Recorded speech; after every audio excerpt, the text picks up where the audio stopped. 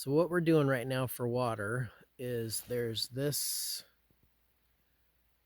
cap, trap door or whatever. You open that up and inside there is a little cap that you spin off and then a place to fill our water tank with water.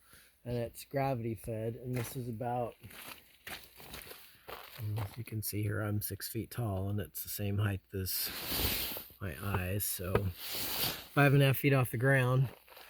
And we have 4 7.5 gallon jugs that we fill up with water at various places wherever we can. And then I hoist those up on my shoulder and pour them in there one at a time.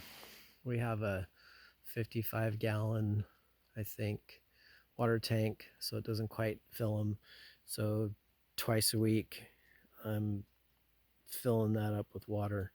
And that's currently how we're getting our fresh water, which is workable, but it's work. A little bit more work than we'd like because I'm lifting up every gallon that we use, which is okay. But anyway, so we want to get more convenient.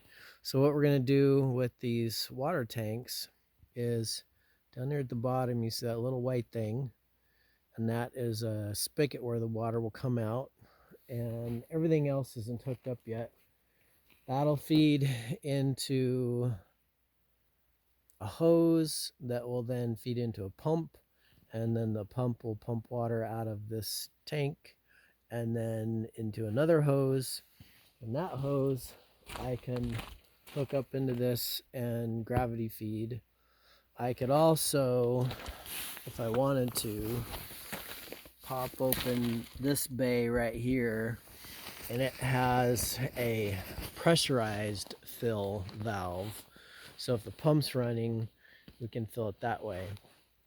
I could just hook it up all that way all the time, but we're having some freezing temperatures, and that would mean I would have to freeze proof all that pipe, which it can't really go underground here because it's just temporary. So it's not worth digging it out to be underground. And besides, there's places like here in front of the RV and out there at the tank where it can't be buried. So I would have to wrap it with that tape that's heated and do all this stuff, and that's just more work than I think is worth for the temporary solution.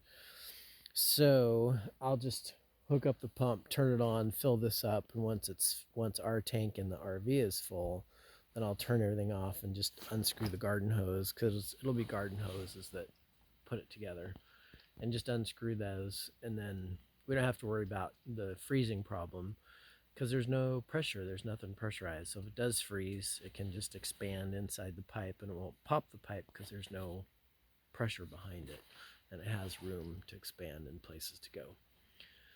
So that's the water video and our solution for now.